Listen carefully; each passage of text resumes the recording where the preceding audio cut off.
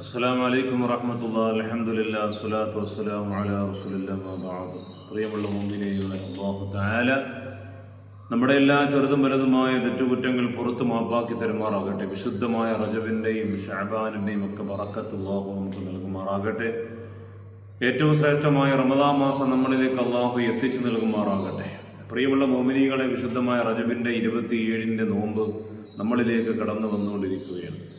അൽഹംദുലില്ലാഹ്, ഒരുപാട് മഹാന്മാർ ആ നോമ്പിനെ സംബന്ധിച്ച് പറയുന്നുണ്ട്. ഹബീബായ റസൂലുള്ളാഹി സ്വല്ലല്ലാഹു അലൈഹി വസല്ലം തങ്ങൾ ഇവിടുന്ന് പറഞ്ഞു, മൻ സ്വാമ യൗമ 27 മിൻ റജബിൻ കതബല്ലാഹു ലഹു സിയാമ 60 ശഹറ. 60 മാസം നോമ്പ് പിടിച്ചതിൻ്റെ പ്രതിഫലം അല്ലാഹു തആല നൽകുമെന്ന്. അത്രത്തോളം പ്രതിഫലമുള്ള ഒരു നോമ്പാണ് റജബ് 27 മിഅ്റാജിൻ്റെ നോമ്പ്. ഹബീബായ റസൂലുള്ളാഹി സ്വല്ലല്ലാഹു അലൈഹി വസല്ലം തങ്ങളെ ഇസ്രാ മിഅ്റാജ് പോയ സംഭവങ്ങളെല്ലാം നമുക്കറിയാം. വളരെ അത്ഭുതകരമായ ഒരു മനുഷ്യന്റെ ബുദ്ധി കൊണ്ട് ചിന്തിച്ചാൽ പോലും എത്തിപ്പെടാൻ കഴിയാത്ത രൂപത്തിൽ അത്രത്തോളം വിശാലമായ ഒരു ചരിത്രമാണ് ഇസ്രാ മിഅ്റാജ് എന്ന് പറയുന്നത്. സുബ്ഹാനല്ലദി അസ്റാ ബിഅബ്ദിഹി ലൈലൻ മിനൽ മസ്ജിദിൽ ഹറാം ഇലൽ മസ്ജിദിൽ അഖ്സല്ലദി ബാറകന ഹൗലഹു ലിനുരിയഹു മിൻ ആയാതിനാ. പ്രിയപ്പെട്ട വിശുദ്ധമായ ഖുർആൻ അവിടുന്ന് പഠിപ്പിക്കുകയാണ്. സുബ്ഹാനല്ലദി അസ്റാ ബിഅബ്ദിഹി ലൈലൻ മിനൽ മസ്ജിദിൽ ഹറാം ഇലൽ മസ്ജിദിൽ അഖ്സയിലേക്ക് മസ്ജിദിൽ ഹറാമിൽ നിന്നും ഹബീബായ റസൂലുള്ളാഹി സ്വല്ലല്ലാഹു അലൈഹി വസല്ലം തങ്ങളെ കൊണ്ടുപോയി. എന്നിട്ട് അവിടുന്നാണ് 7 ആകാശലോകങ്ങളും കഴിഞ്ഞ് അള്ളാഹുവിൻ്റെ മുന്നിലേക്ക് ഹബീബായ റസൂലുള്ളാഹി സ്വല്ലല്ലാഹു അലൈഹി വസല്ലം തങ്ങളെ കൊണ്ടുപോകുന്നത്. അത് വലിയ വിശാലമായൊരു ചരിത്രമാണ്. ഖുർആൻ നമ്മളെ പഠിപ്പിക്കുന്ന അത്ഭുതകരമായ ഒരു ചരിത്രമാണ്. ആ ഇസ്രാഉം മിഅ്റാജും ഉണ്ടായ റജബിന്റെ രാത്രിയിൽ അതിനെ അത്ഭുതകരമായി അതിന്റെ തഅളീം, അതിന്റെ അളമത്ത് മാനിച്ചുകൊണ്ട് 27 രാത്രിയിൽ 27 പകലിൽ നമ്മളെല്ലാവരും നോമ്പ് പിടിക്കാറുണ്ട്. മിഅ്റാജിന്റെ നോമ്പ് അല്ലാഹു തആല ഖബൂൽ ചെയ്യുമാറാകട്ടെ. വേറെ ഭാഗത്ത് നമുക്ക് നോക്കാം. ഹബീബായ റസൂലുള്ളാഹി സ്വല്ലല്ലാഹു അലൈഹി വസല്ലം തങ്ങൾ ഇവിടുന്ന് പറയുന്നുണ്ട്, മൻ സ്വാമ യൗമൻ മിൻ റജബി യബ്തഗി ബിഹി വജ്ഹുല്ലാഹി തആല ദഖലൽ ജന്ന. ആരെങ്കിലും അല്ലാഹുവിന്റെ പ്രീതി പ്രതീക്ഷിച്ചുകൊണ്ട് വിശുദ്ധമായ റജബ് മാസത്തിൽ നോമ്പനുഷ്ഠിച്ചു കഴിഞ്ഞാൽ ദഖലൽ ജന്ന, അവൻ സ്വർഗ്ഗത്തിൽ കടക്കുമെന്ന് നബി മുഹമ്മദ് മുസ്തഫ സല്ലല്ലാഹു അലൈഹി വസല്ലമ തങ്ങൾ പഠിപ്പിക്കുകയാണ്. അല്ലാഹുവിന്റെ പ്രീതി പ്രതീക്ഷിച്ചുകൊണ്ട് ആരെങ്കിലും റജബ് മാസത്തിൽ നോമ്പ് പിടിച്ചാൽ, നോമ്പെന്ന് പറയുന്നത് ഇച്ചിരി കഷ്ടപ്പാടും ബുദ്ധിമുട്ടുമുള്ള ഒരു അമലാണ്. എന്നാൽ അള്ളാഹുവിന് വല്ലാതെ ഇഷ്ടമുള്ള അമലാണ്. ശരീരത്തിന്റെ ഇച്ഛകളെ മുഴുവനും മാറ്റി നിർത്തി, ശരീരത്തിന്റെ വിചാരങ്ങളെ മുഴുവനും മാറ്റി നിർത്തിയിട്ട് അള്ളാഹുവിൽ അർപ്പിതമായി നിൽക്കുന്നതിനാണ് നോമ്പെന്ന് പറയുന്നത്. ഭക്ഷണം നമ്മുടെ മുന്നിലുണ്ട്, കഴിക്കാനുണ്ട്, എന്നിട്ട് പോലും ഭക്ഷണം കഴിക്കാതെ വെള്ളം നമ്മുടെ മുന്നിലുണ്ട്, എന്നിട്ട് കുടിക്കുന്നില്ല. അതേപോലെ നമ്മുടെ ഭാര്യ നമ്മുടെ അടുക്കലുണ്ട്, ഭർത്താവ് നമ്മുടെ അടുക്കലുണ്ട്, എന്നാലും ശാരീരികമായ ആവശ്യങ്ങളെല്ലാം നമ്മൾ മാറ്റിവെച്ചുകൊണ്ട് എല്ലാം റബ്ബുൽ ഇസ്സത്തായ തമ്പുരാന് വേണ്ടിയിട്ട് ഒഴിവാക്കി ശരീരത്തിന്റെ ആഗ്രഹങ്ങളെ മുഴുവനും മാറ്റിവെച്ച് അള്ളാഹുവിന്റെ പ്രീതിക്ക് വേണ്ടിയിട്ട് ചെയ്യുന്ന അമലാണ് നോമ്പെന്ന് പറയുന്നത്. ആ നോമ്പിനെ അല്ലാഹു തആല പറഞ്ഞത് അസ്സൗമലി വാനാ ജസീ ബിഹി, നോമ്പെനിക്കുള്ളതാണ്, അതുകൊണ്ട് നോമ്പിന് പ്രതിഫലവും നൽകുന്നത് ഞാനാണെന്ന് ഹബീബായ റസൂലുള്ളാഹി സ്വല്ലല്ലാഹു അലൈഹി വസല്ലം തങ്ങൾ അവിടുന്ന് പഠിപ്പിച്ചതാണ്. അല്ലാഹു തആല പറഞ്ഞതാണ്, നോമ്പ് എനിക്കുള്ളതാ, അതുകൊണ്ട് നോമ്പിന് പ്രതിഫലം ഞാൻ കൊടുക്കും. നിസ്കാരം അല്ലാഹുവിനുള്ളതാ, മറ്റുള്ള ഇബാദത്ത് അല്ലാഹുവിനുള്ളതാ, എല്ലാം അല്ലാഹുവിനുള്ളതാ. എന്നാലും നോമ്പിനോട് പ്രത്യേകമായ ഒരു സ്നേഹം നോമ്പെനിക്കുള്ളത്, അതുകൊണ്ട് നോമ്പിന് പ്രതിഫലം ഞാൻ കൊടുക്കും എന്ന് അല്ലാഹു തആല പറഞ്ഞു. എന്നെ പ്രിയപ്പെട്ടവരെ, നോമ്പിന് അത്രത്തോളം മഹത്വമുണ്ട്. റജബ് 27 നോമ്പ് പണ്ട് കാലങ്ങളിൽ നേർച്ചയാക്കി പിടിക്കുന്നവരുണ്ടായിരുന്നു. ഇന്നങ്ങനെയില്ല. പണ്ട് നേർച്ചയാക്കിയിട്ട് ഒരാഴ്ച നോമ്പ് പിടിക്കും. റജബൊക്കെ വരുമ്പോൾ നേർച്ചയാക്കി നോമ്പ് പിടിക്കുമായിരുന്നു. റജബിലും ശഅബാനിലും ഒക്കെ നേർച്ച നോമ്പ് പിടിക്കുമായിരുന്നു. എന്നിട്ട് പാവങ്ങൾക്ക് സ്വതക്കകൾ കൊടുക്കും, ഭക്ഷണം കൊടുക്കും. അങ്ങനെ ഒരു സംവിധാനം പണ്ട് നിന്നിരുന്നു. അതുകൊണ്ട് ആ കുടുംബങ്ങളിൽ വലിയ ബറക്കത്തുണ്ടായിരുന്നു. ലക്ഷങ്ങളുടെ വരുമാനം ആ കുടുംബത്തില്ല. എന്നിട്ട് പോലും ആ കുടുംബത്തിൽ വല്ലാത്ത ബറക്കത്താണ്. അവർ ദാരിദ്ര്യം വന്നിട്ട് ആത്മഹത്യ ചെയ്യുന്നില്ല, അവർ കൊല ചെയ്യുന്നില്ല, മക്കളെ വലിച്ചെറിയുന്നില്ല, അവര് ഭാര്യയും ഭർത്താവും തമ്മിൽ വഴക്കുകളില്ല, പ്രശ്നങ്ങളില്ല.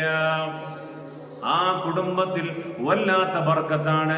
ഇന്ന് മക്കൾക്ക് ലക്ഷങ്ങൾ വരുമാനമുണ്ട്, എന്നിട്ട് എന്താ നമുക്ക് ഗുണമുള്ളത്?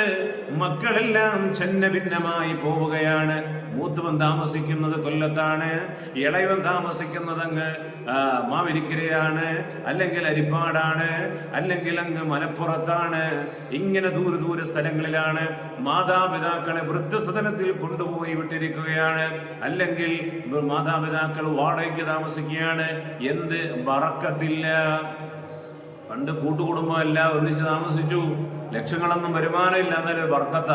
അവർക്ക് യാതൊരു പട്ടിണിയില്ല, ദാരിദ്ര്യമില്ല, കടങ്ങളില്ല, പ്രയാസങ്ങളില്ല.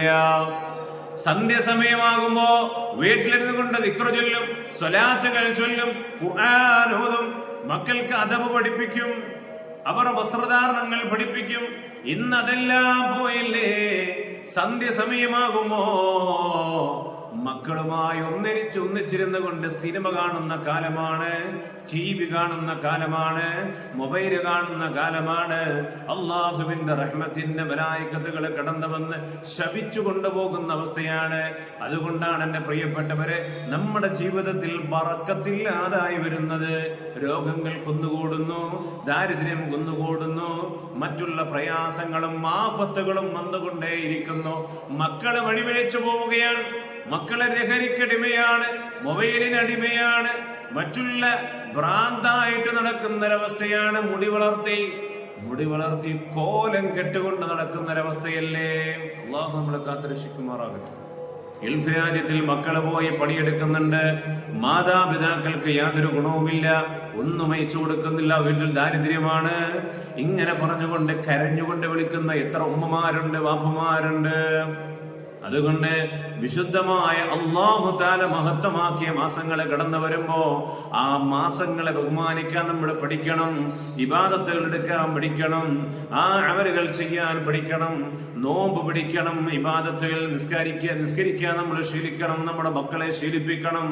അല്ലാഹു റബ്ബുൽ ഇസ്സത്തായ തമ്പുരാൻ അതിന് തൗഫീഖ് നൽകുമാറാകട്ടെ. അല്ലാഹു തആല തൗഫീഖ് നൽകുമാറാകട്ടെ. ഈസാ നബി അലൈഹി സ്വലാത്തു വസ്സലാം ഇങ്ങനെ വലിയ പർവ്വത നിരകളുടെ സമീപത്തുകൂടി കടന്നു പോകുമ്പോൾ ഒരു പർവ്വതം ഇങ്ങനെ പ്രകാശിക്കുന്നതായി കണ്ടു. അള്ളാഹുവിനോട് പറഞ്ഞു, അള്ളാഹുവേ, ആ പർവ്വതം ഇങ്ങനെ പ്രകാശിക്കാൻ കാരണം എന്താണ്? എനിക്കതിൻ്റെ അത്ഭുതം മനസ്സിലാക്കി തരണം. അപ്പോൾ അശരീരി കേട്ടു, അതിൻ്റെ ഉള്ളിൽ വർഷങ്ങളായിട്ടൊരു അബദുണ്ട്, ഒരു അടിമയുണ്ട്, വർഷങ്ങളായിട്ടൊരു അടിമയുണ്ട്. ആ അടിമയെ ഞാൻ അതിൻ്റെ ഉള്ളിലാക്കിയിരിക്കുകയാണ്. അള്ളാഹുവിനോട് ദുആ ചെയ്ത്, അള്ളാഹുവേ, ആ അടിമയെ എനിക്കൊന്ന് കാണിച്ചതാ. ഈസാ നബി അലൈഹി സ്വലാത്തു വസ്സലാം അള്ളാഹുവിനോട് ദുആ ചെയ്തു, അള്ളാഹുവേ, എനിക്ക് ആ അടിമയൊന്ന് കാണിച്ചതാ. അത്രയും വലിയൊരു മനുഷ്യനെ എനിക്കൊന്ന് കാണാൻ സാധിക്കുന്നത് ഒരു മഹാഭാഗ്യമാണല്ലോ. അവിടെ നിന്ന് അള്ളാഹുവിനോട് ദുആ ചെയ്തപ്പോൾ അള്ളാഹു തആല കാണിച്ചു കൊടുക്കുകയാണ്. ആ അടിമ എങ്ങനെ ആ പർവ്വതത്തിന്റെ ഉള്ളിൽ നിന്ന് ഇറങ്ങി വന്നു, അദ്ദേഹത്തിന്റെ കൈപിടിച്ച് മുസാഫഹത്ത് ചെയ്തു. ആ സമയത്ത് മഹാനായ ഈസാ നബി അലൈഹി സ്വലാത്തു വസ്സലാം ചോദിക്കുന്നുണ്ട്, നിങ്ങൾ എത്ര കൊല്ലമായിട്ട് ഇതിൻ്റെ ഉള്ളിലുണ്ട്? ഞങ്ങൾ 500 കൊല്ലമായിട്ട് ഞാൻ ഇതിൻ്റെ ഉള്ളിലുണ്ട്. എനിക്ക് ഹബീബായ റസൂലുള്ളാഹി സ്വല്ലല്ലാഹു അലൈഹി വസല്ലമ തങ്ങളുടെ ഉമ്മത്തായി മരിക്കാനാണ് ആഗ്രഹമുള്ളത്. ഉണ്ടോ? അല്ലാഹുവിന്റെ റസൂലിന്റെ ഉമ്മത്താകാനാണ് എനിക്ക് ആഗ്രഹം.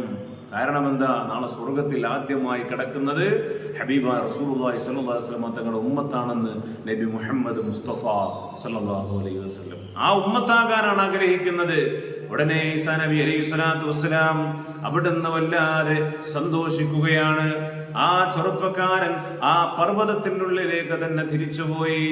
ഈസാ നബി അലൈഹി സ്വലാത്തു വസ്സലാം അവിടുന്ന് റബ്ബുൽ ഇസ്സത്തായ തമ്പുരാനോട് ചോദിക്കുകയാണ്, അല്ലാഹ്, 500 കൊല്ലമായിട്ട് ഈ പർവ്വതത്തിന്റെ ഉള്ളിൽ ഇബാദത്ത് ചെയ്തുകൊണ്ട് ജീവിക്കുന്ന ഈ മനുഷ്യൻ ഒരു തെറ്റ് പോലും കാണാതെ കേൾക്കാതെ ഒരു തെറ്റ് പോലും, ഒരു ശിക്ഷ പോലും, ഒരു പാപം പോലും ചെയ്യാതെ എപ്പോഴും ഇബാദത്തിലായി ജീവിക്കുന്ന ഈ മനുഷ്യൻ, അല്ലാഹുവേ നിന്റെ അടുക്കൽ ഏറ്റവും ഉന്നതനാണല്ലോ, ഈ മനുഷ്യനേക്കാളും ഉന്നതമായ പ്രതിഫലം കിട്ടുന്ന ആരെങ്കിലും ഈ ദുനിയാവിലുണ്ടോ എന്ന് മഹാനായ ഈസാ നബി അലൈഹി സ്വലാത്തു വസ്സലാം അവിടെ നിന്ന് ചോദിക്കുമ്പോ അല്ലാഹു തആല ഈസാ നബിയോട് പറയുന്നു, ഈസാ നബിയേ,